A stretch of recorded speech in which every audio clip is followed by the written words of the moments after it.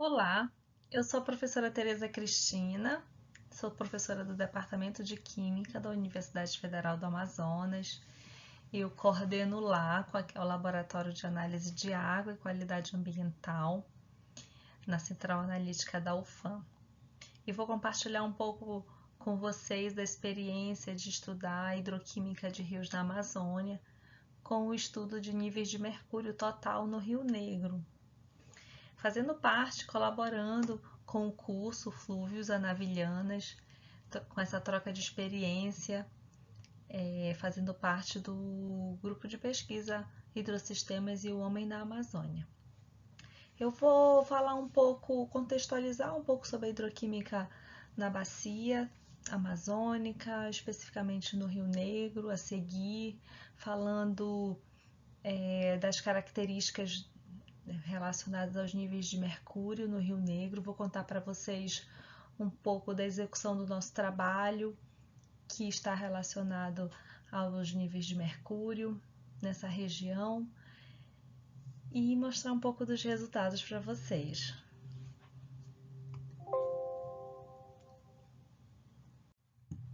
É sempre impressionante para mim observar a bacia amazônica a partir da imagem de satélite, que aqui esse recorte do Google Earth, né, da imagem do Google Earth, e observar o maior rio do mundo, que é responsável por 20% da descarga total dos rios nos oceanos. Então, é evidente que estudar a característica física, a característica química e biológica é fundamental para conhecer a qualidade da água desses rios e as suas diferenças. Existem vários estudos que demonstram a predominância de elementos, de substâncias nos rios da Amazônia, com suas diferentes características. E esses estudos são muito importantes porque nessa região existe uma demanda enorme sobre o consumo de água de boa qualidade. A região norte no Brasil é a região mais deficiente sobre essas condições de saneamento, sobre o uso da água de boa qualidade. Então, os ribeirinhos são os que mais sofrem, vivem em áreas remotas na Amazônia e consomem a água aí direto de rios e igarapés. Então, trabalhar com essa temática é contribuir com os Objetivos do Desenvolvimento Sustentável da ONU, o 3 e o 6 principalmente, né, que trata de saúde, bem-estar, água potável e saneamento.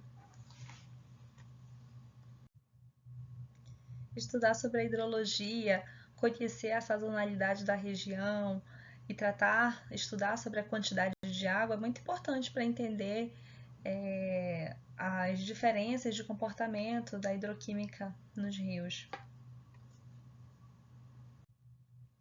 Durante essa sazonalidade, os processos biogeoquímicos no meio aquático podem variar bastante. Todas essas interações de íons, moléculas com a biota aquática, com a formação geoquímica dos sedimentos, todos esses processos são fundamentais que vão contribuir com a disponibilidade ou biodisponibilidade das substâncias no meio aquático. Falando do mercúrio, ele é uma substância, um elemento que pode estar presente na bacia amazônica a partir do transporte do seu ciclo biogeoquímico. É um metal em temperatura ambiente no estado líquido e volátil, o único metal com essas características. E isso porque o seu ponto de fusão é muito baixo. Ele pode estar na sua forma elementar, são as espécies químicas do mercúrio, né, com o número de oxidação zero, o Hg zero, na sua forma iônica, como mercúrio reativo, né, bem biodisponível também no ambiente aquático para a biota, e o famoso metilmercúrio ou dimetilmercúrio, que é o mercúrio associado com uma ligação a um radical um ou mais radical metila. E essas espécies estão presentes no meio aquático, ou oxidando, isso é muito presente nas águas pretas, ácidas, e com a interação com bactérias, que elas ajudam a formar o metil e o dimetilmercúrio, associando o mercúrio à matéria orgânica, que é chamado também do mercúrio, fração de mercúrio orgânico no ambiente aquático. Então, estudos realizados há mais de 2 décadas mostraram estoques de mercúrio nos solos na Amazônia. Esses estoques de mercúrio no solo pode ser a fonte dos níveis da linha de base de concentração de mercúrio nas águas dos rios na Amazônia, sobretudo nessa região de estudo, no Rio Negro.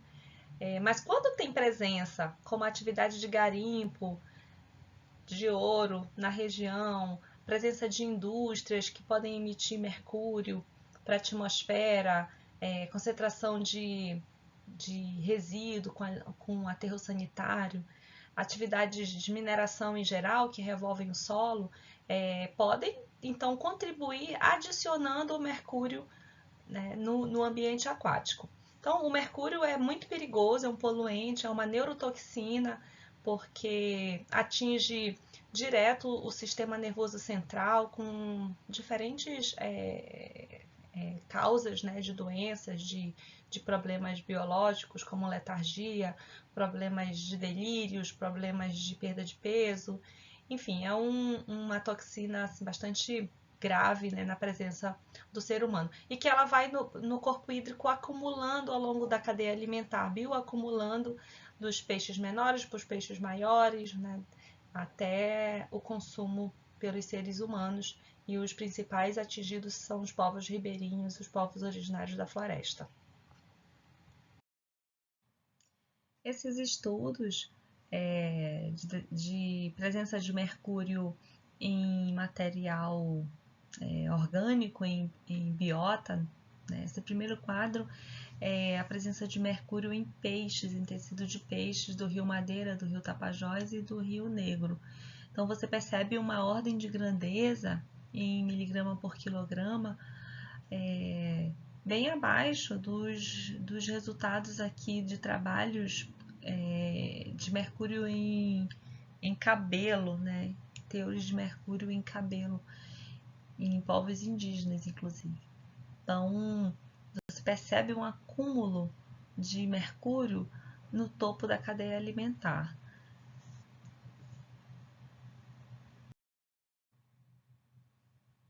Esse ano foi apresentado o estudo em peixes, né, de toda a bacia amazônica. Então, foi um estudo bastante representativo, com todo o impacto e a repercussão da presença, o avanço de garimpo ilegal de ouro na cabeceira dos rios, na bacia amazônica, no Rio Madeira, nas cabeceiras dos rios afluentes da bacia do Rio Negro, com a presença do avanço de garimpo, né, foi feito esse estudo e a gente observa os valores assim, alarmantes de níveis de mercúrio, realmente bastante preocupante, né?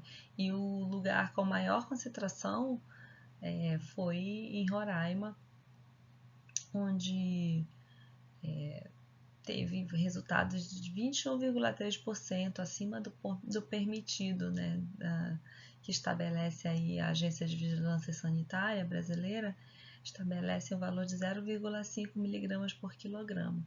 Então, foi encontrado até 27 miligramas por quilograma de mercúrio nos peixes dessa região. Sabendo da presença de mercúrio na bacia do Rio Negro, então a gente se interessou em estudar os níveis atuais de mercúrio nessa bacia. Então, participando da expedição da bacia do Rio Negro, realizada pelo projeto TAR, coordenado pelo professor Naziano Felizola, a gente fez a caracterização dos afluentes, na foz dos afluentes do Rio Negro e em pontos de coleta ao longo da bacia do próprio Rio Negro. A gente fez as medições clássicas atuais, né, no momento, em 2018, de pH, a acidez das águas, a baixa turbidez, né, a unidade nefelométrica de turbidez abaixo de 5, condutividade elétrica abaixo de 20, oxigênio dissolvido com resultados muito bons, de 6,5, o carbono orgânico dissolvido com uma média de 11,8, bem dentro do esperado e de outros trabalhos realizados na bacia amazônica. Mas a gente se preocupou em guardar amostras, em reservar amostra para fazer análise de mercúrio, tendo em vista que os últimos trabalhos e registros de níveis de mercúrio foi feito há 2 décadas atrás e já estava começando com a presença de garimpo, a expansão da presença de garimpo ilegal no entorno da bacia do Rio Negro. Então a gente fez se preocupou com esse registro. Então os níveis de mercúrio em sedimentos de fundo foram registrados em amostras coletadas ao longo de toda a bacia, em amostras de foz de afluentes do Rio Negro e no próprio Rio Negro, como eu havia falado. A maior concentração, essa primeira barrinha aí no histograma, apresentado em ordem decrescente, né, de níveis de mercúrio na bacia, foi no Lago Apacu, um lago bastante grande no arquipélago nacional fluvial de Anavilhanas, um ambiente bastante propício em acúmulo de material depositado, né, em suspensão e que se acumula ao fundo no sedimento. Ao longo dessas amostras, a gente observa as barrinhas assim seguidamente em foz, né, de afluentes do Rio Negro. E esses afluentes, durante a expedição em 2018 realizada, a gente conversava com os comunitários locais e todos eles falavam e sinalizavam a presença de garimpeiros na área daqueles rios. Então, tinha um indicativo, né, de uma movimentação ou presença, possível presença de garimpo naquela época ali nesses afluentes. Isso chamou bastante atenção, né, e redobrou a importância do estudo em analisar o mercúrio nesses afluentes na bacia do Rio Negro. Outra questão é a comparação dos níveis registrados naquele momento, em 2018, em relação a dados, a estudos realizados, né, anteriormente na bacia do Rio Negro, em comparação ao Rio Madeira também e ao Rio Solimões. Bom, a gente observa aí que os dados registrados em estudos na Orla de Manaus foram as maiores concentrações, né? Até o momento é o maior nível nessa região, de 0,65 mg por quilograma, realizado aí por Medeiros em 2014. Tem também os níveis no Rio Madeira e no Rio Solimões, né? Os níveis no Rio Solimões chegam os nossos dados registrados no Rio Negro semelhantes aí no nível do Rio Solimões para 3 amostras apenas, né? Diante de todas as amostras coletadas, foram 33 amostras analisadas dessa expedição. Mas os resultados das amostras do Rio Negro, todas estão abaixo dos níveis de padrão de qualidade ambiental em sedimentos a serem dragados, né, pela resolução CONAMA 454. Esse estudo, esses primeiros registros de níveis de mercúrio na bacia do Rio Negro, nos alertou para acompanhar a presença de garimpo ilegal de extração de ouro no entorno da bacia do Rio Negro, né? E também no entorno de toda a bacia amazônica. E isso fez com que a gente acompanhasse a rede amazônica de informação socioambiental já referenciada, que desde 2007 apresenta, disponibiliza as informações do monitoramento via satélite da presença aí de garimpo no entorno da bacia amazônica, onde a gente vê assim, números alarmantes já nesse período, mais de 200 pontos de presença de garimpo, de balsas de garimpo, nessa região aqui da área da terra Yanomami, aqui na fronteira da Venezuela com o Brasil.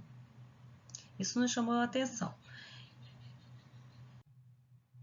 Essa experiência nos motivou a apresentar a proposta de projeto para analisar e investigar níveis de mercúrio na região da bacia do Rio Negro para a FAPEAM. Então, a FAPEAM aprovou nosso projeto e também com o apoio da Sequoia e da Associação Curicama, a gente conseguiu realizar esse projeto com área de estudo na terra Yanomami, na terra indígena Yanomami, que redobrou bastante nossas atenções para essa atividade, porque a gente teve a oportunidade de fazer a coleta no Rio Marauiá, que é uma região da terra indígena Yanomami bastante preservada em relação a toda a área da bacia, em comparação, inclusive, à região que estava com todo aquele impacto e presença de garimpo ilegal de ouro, com degradação ambiental do barranco, das margens dos rios, com grande emissão de material em suspensão pela atividade própria do garimpo, de fragilizar a área do terreno, né, na margem dos rios. Então, todo o impacto nessa região do Rio Branco, dos afluentes do Rio Branco, não estava tendo ali nessa região da terra indígena Yanomami, no médio Rio Negro, no Rio Marauiá. Nessa região moram cerca de 2.000, 2.500 indígenas abrigados em torno de 24 chaponos. Chaponos é o mesmo que aldeia, como os Yanomami chamam suas aldeias, os chaponos. E a Sequoia é uma ONG sueca que dá apoio ao povo Yanomami do Médio Rio Negro, junto à Associação Curicama, né, da organização dessa região em Santa Isabel. Então a gente foi coletar sedimentos em suspensão, sedimentos de fundo, nesses rios que drenam terra Yanomami, como o Rio Demine, o Rio Aracá, o Padauari, o Cauaburis, o Marauiá, né, que é o foco principal desse estudo, além de pontos no próprio Rio Negro, né, ao longo desse trecho. Durante esse estudo, focando no Médio Rio Negro, a gente foi para Boa Vista e coletamos também amostras de água e sedimentos no Rio Urariquera, no Mucajaí e no próprio Rio Branco, na cidade de Caracaraí. E vou apresentar um pouco desse trabalho aqui para vocês, alguns resultados e como a gente realiza esse trabalho. Bom, primeiramente a gente faz todo um planejamento de coleta de amostras e tem todo o artefato de planejamento logístico, de artefatos de coleta, de materiais, de metodologias importantes e que dão confiabilidade aos resultados. Então a gente vai para campo e leva os materiais de medições, sondas multiparâmetros e de preparo e preservação de amostras.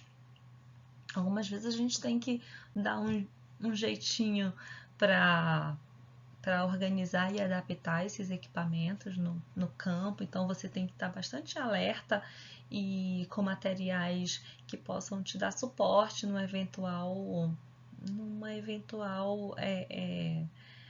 perda de material ou precisar ajustar algum equipamento e você ter esse suporte. Então, o que eu quero dizer é que a gente anda com materiais prevenindo e se preservando, inclusive, de eventuais acidentes e perda de utensílios importantes para a obtenção das amostras, porque a gente viaja a longas distâncias, tem todo um recurso e tempo investido para você obter as amostras ambientais, né? Então, a gente precisa planejar bastante. Bom, foi feita amostras de água para analisar mercúrio. Também foi feita coletada amostras para analisar metilmercúrio e sedimentos também, assim como amostras de água foram filtradas para analisar o mercúrio em sedimentos em suspensão.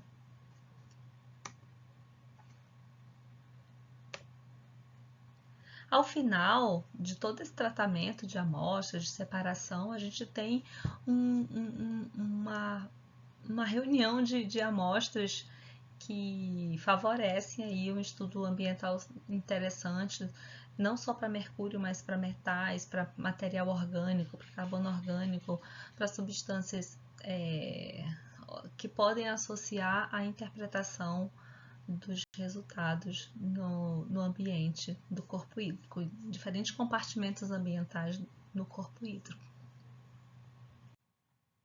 Falando especificamente da análise de mercúrio total, foi seguido todo o protocolo do método clássico da USEPA 7473, com um rigor analítico de construção de curva analítica, com uso de padrões de referência certificado, e então analisar no DMA 80, que é um analisador de mercúrio total por degradação térmica, né, com impregnação no amalgamador, e então detectado na lâmpada de mercúrio com um comprimento de onda próprio da técnica, né, de absorção atômica, na espectroscopia. Bom, isso eu comento porque é importante verificar que é importante conhecer as técnicas analíticas e que elas são necessárias para determinar os diferentes parâmetros e indicadores de qualidade ambiental, né?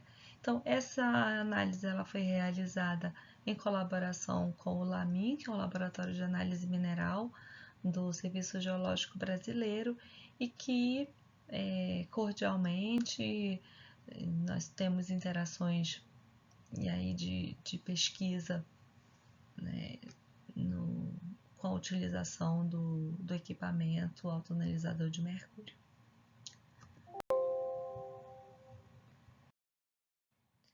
Bom, os primeiros resultados aí de mercúrio, vou falar um pouco sobre as análises na matriz da água.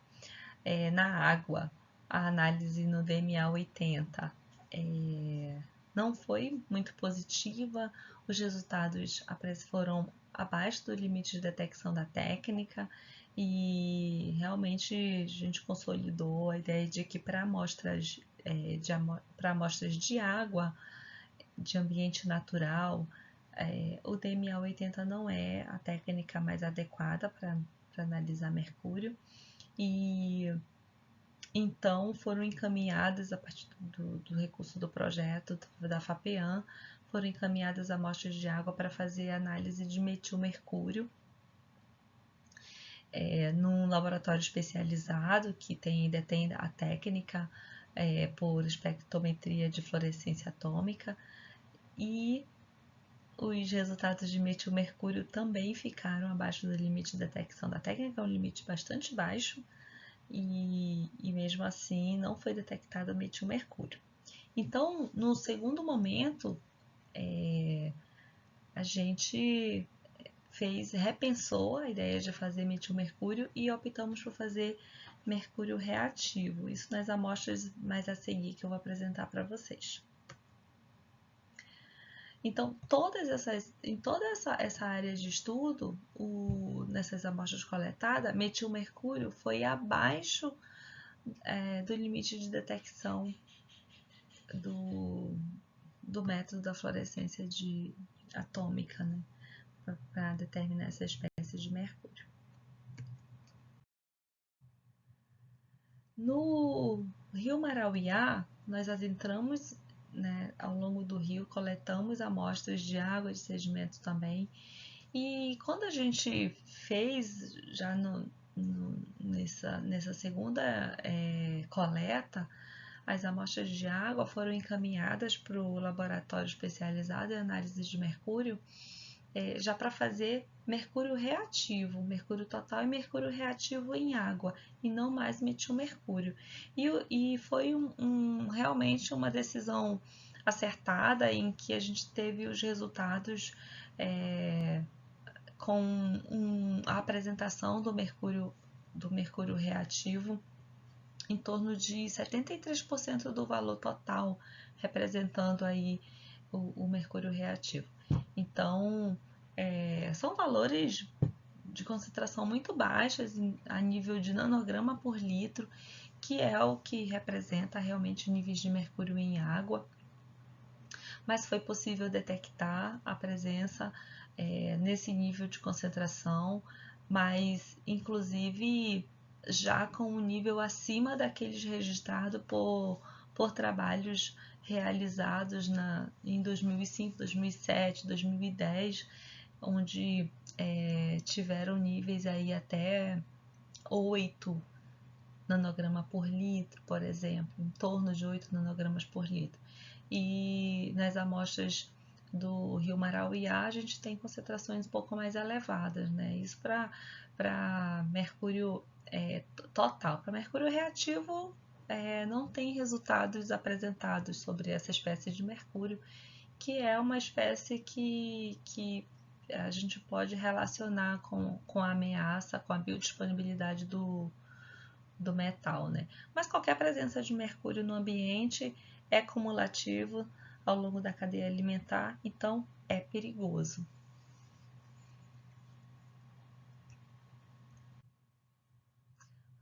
No material em suspensão foi feita análise de mercúrio total e a gente pôde explorar mais esses dados também ao longo das regiões estudadas no Médio Rio Negro e nos afluentes do Rio Branco, lá na região de Roraima. Então, a gente teve aí uma distribuição de mercúrio total entre todas as amostras analisadas, com 63% presente entre os afluentes do Rio Branco, naquela região onde existe o maior impacto com a presença de garimpo ilegal, com a degradação ambiental pela exploração do garimpo nessas regiões. Em comparação ao Rio Marauiá, que foi o menor percentual de presença de mercúrio total entre as amostras analisadas. No somatório entre os afluentes do Rio Negro, nessa região do Médio Rio Negro, teve uma contribuição de 17% apenas, né, em comparação aos 63% de presença de mercúrio total entre as amostras analisadas. Então, a maior concentração registrada foi de mercúrio total nos sedimentos em suspensão, foi de 0,06 miligramas por quilograma. São concentrações consideradas baixas em relação ao valor máximo permitido, nível 1 e nível 2 da resolução CONAMA 357 da Agência Ambiental do Canadá. São níveis realmente abaixo, bastante abaixo, e que o que nos leva a pensar é que a presença desse poluente nos sedimentos em suspensão é perigoso no sentido de que ele é acumulativo e que as populações ribeirinhas elas consomem a água diretamente do rio, na sua grande maioria, em torno de 70% a 100% de residências ao longo dos rios, elas consomem água diretamente do rio sem tratamento prévio, sem retirada de material em suspensão. Então, ao longo da vida dessas pessoas, elas estão acumulando o mercúrio também pela ingestão de água não tratada. Além desse mercúrio estar presente nesse material em suspensão e nos rios e, consequentemente, acumulando na cadeia alimentar aí da biota aquática.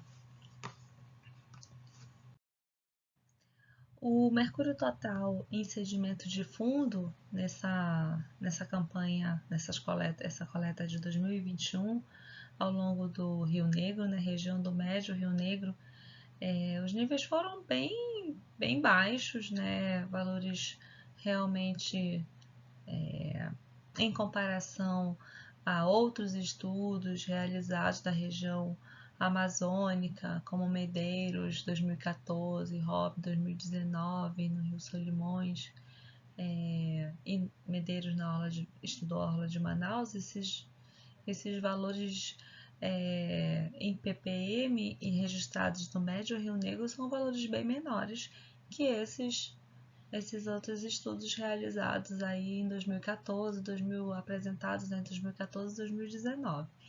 Então, é o que a gente espera ser um ambiente mais preservado em relação a contato e a emissão de mercúrio nesse ambiente, nessa região do Rio Negro, sobretudo na região do Rio Marauiá, que adentrando ao Rio Marauiá, um ambiente ainda mais remoto, isento de tráfego de transporte de embarcação, tráfego de embarcações ali, trajetos, movimentação de pessoas, né? Então é um ambiente realmente mais reservado e remoto mesmo.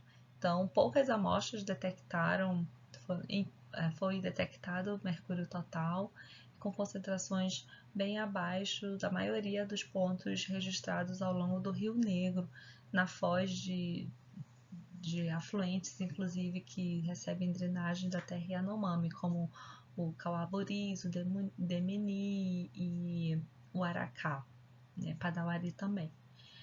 Mas há uma variação grande entre esses níveis registrados, o que pode estar relacionado bastante à própria composição granulométrica do sedimento. No próprio Rio Marauiá, a concentração de areia é muito grande. Na maioria desses rios, desses afluentes, a concentração de areia no sedimento é elevada em relação à quantidade de material fino, né, siltoso e argiloso, onde o mercúrio ele vai estar principalmente associado, né? Então, você tem maior quantidade de material arenoso, você provavelmente tem uma concentração menor do poluente associado a ele. Mas a presença de mercúrio ela é evidente, ela está aí, foi detectada e a gente precisa pensar mesmo sobre isso, sobre a presença desse mercúrio nas amostras de água que são consumidas por esses ribeirinhos na bacia. Bom, finalizando a apresentação a partir dessa exposição aí de níveis de mercúrio nessa área de atuação do Médio Rio Negro, sobre influência aí da região de terra indígena Yanomami, é importante expressar essa experiência que nós tivemos com o contato com o povo Yanomami do Médio Rio Negro. Isso foi possível pelo apoio da Sequoia e o convite, inclusive, da Associação Curicama dos povos indígenas do Médio Rio Negro. Eles queriam muito a execução desse trabalho, eles se preocupavam com os níveis de mercúrio, como é que estava a situação do rio Marauiá. Eles vivem em função do rio, aliás, todo o povo amazônida, né, vive em função da subida e descida dos rios, e então foi assim muito gratificante para a gente dar essa retribuição. Nós temos um segundo objetivo nesse projeto, que é relacionado à saúde, que é tratar com eles com oficinas e e sugerir o sistema de tratamento de água. Nós trabalhamos com eles com essa abordagem também. Então, nós fomos apresentados na aldeia, no Chapono, eles chamam de Chapono, pela Sequoia. Nós falamos do projeto, das análises de mercúrio que nós iríamos fazer, da coleta de amostra que nós iríamos estar transitando no rio Marauiá, na frente das aldeias deles. Então, é necessário pedir permissão para os indígenas e explicar sucintamente, claramente, como é que ia ser realizado o trabalho.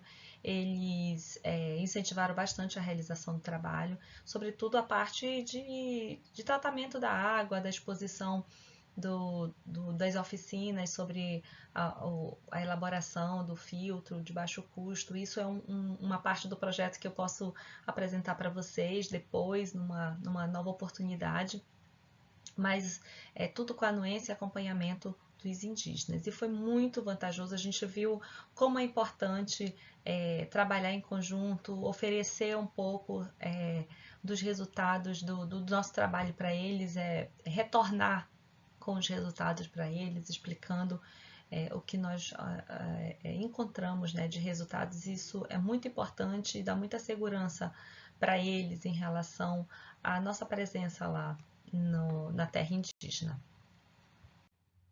Então, eu posso falar que a realização de um trabalho como esse é enriquecedor, bastante motivador para projetos futuros, tanto para os alunos como para os pesquisadores que trabalham, porque é um desafio sempre no planejamento de campo, na organização do trabalho, nas colaborações para as análises químicas, na multidisciplinaridade, né, da interação com o pessoal das geociências, da geografia, o professor Naziano, o professor Rogério, a gente está sempre trabalhando juntos, então é um crescimento contínuo e que a gente sabe que isso pode gerar tomadas de decisão. Nossos resultados podem gerar tomadas de decisão para um futuro melhor, para a manutenção, sustentabilidade do ambiente aquático amazônico, sobretudo nesses eventos de extrema cheia e seca, né, que como nós estamos passando agora em 2023, e sobre também a perspectiva de que o povo ribeirinho, os indígenas consomem essa água diretamente do rio, então a quantidade e a qualidade da água é fundamental para a qualidade de vida dessas pessoas. Então, como para finalizar, a mensagem de que a gente sempre deveria buscar de alguma forma nos nossos trabalhos uma aplicação para os objetivos do desenvolvimento sustentável da ONU, né? E isso, consequentemente, a gente está colaborando para um futuro melhor para as próximas gerações. Então, como é um trabalho multidisciplinar, nós temos várias colaborações, ninguém faz nada sozinho, a gente precisa do apoio para se sentir motivado também. Então, aqui, para não falar nomes né, nominalmente, a gente coloca a representação aí dos grupos de pesquisa, das instituições que colaboraram de alguma forma, em algum momento, para a realização desses trabalhos, desde 2018 até esse último trabalho com a FAPEAM, que foi de 2021 a 2022. Então, eu acho que eu consegui representar um pouco aí pelas suas instituições, seus grupos de pesquisa, as pessoas que passaram aí colaborando nesse projeto, nessas ações. E muito obrigada por qualquer incentivo, todo olhar de companheirismo e apoio na realização desse projeto. Então eu finalizo com obrigado aí, representando essas crianças do povo Yanomami, que acolhem a gente, recebem a gente com timidez, mas com um jeitinho todo especial, com a grandeza que é esse povo, e esses resultados devem ser dedicados a eles. Obrigada pela atenção e qualquer coisa estamos aí com nossos contatos, estamos à disposição para colaborar com a formação de todos nessa temática. Tchau!